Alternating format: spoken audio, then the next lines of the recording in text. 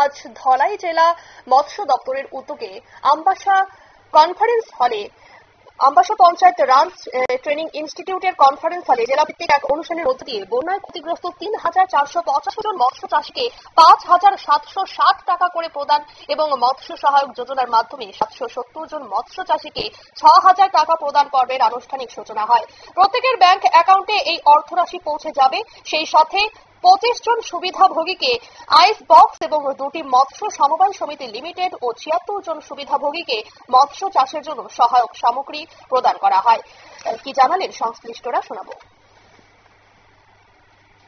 এবং আত্মনির্ভর হয় সেই দিকে রাজ্য সরকার বরাবরই চিন্তা করছে, সেই দিশাতেই কাজ করে চলেছে।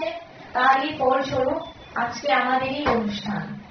তো আমাদের রাজ্য সরকার মৎস্য চাষীদের উৎসাহিত করার জন্য সেই উৎসাহ প্রদান করছেন।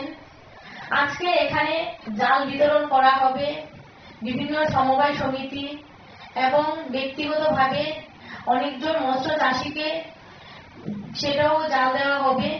তো সেই জায়গায় আমাদের রাজ্য সরকারের উদ্দেশ্য হলো আজকে যারা আমাদের ধলাই জেলায় মৎস্য চাষীরা রয়েছে ওনারা যাতে সেই মৎস্য চাষটাকে উৎসাহের সহিত গ্রহণ করে। কারণ বর্তমান সময়ে দেখা যাচ্ছে যে মৎস্য চাষী যারা ওনারা অনেকটাই দুর্বল হয়ে যাচ্ছেন আর্থিকভাবে। তো সেই জায়গায় রাজ্য সরকার যদি ওনাদের পাশে দাঁড়ায়। আপনারা শুনলেন সংশ্লিষ্ট বক্তব্য। আজ এই অনুষ্ঠানের সূচনা করেন ধলাই জেলা পরিষদের সভাধিপতি সুস্মিতা দাস। অনুষ্ঠানে সভাপতিত্ব করেন বিএসসি চেয়ারম্যান পরিমল দেববর্মা। অনুষ্ঠানে উপস্থিত ছিলেন জেলা পরিষদের সহকারী সভাধিপতি অনাদি সরকার, দপ্তরের জেলা আধিকারিক গৌরাঙ্গ চন্দ্র সরকার, জেলা পরিষদের সদস্য দীপ্তি রক্ষিত সহ অন্যান্যরা।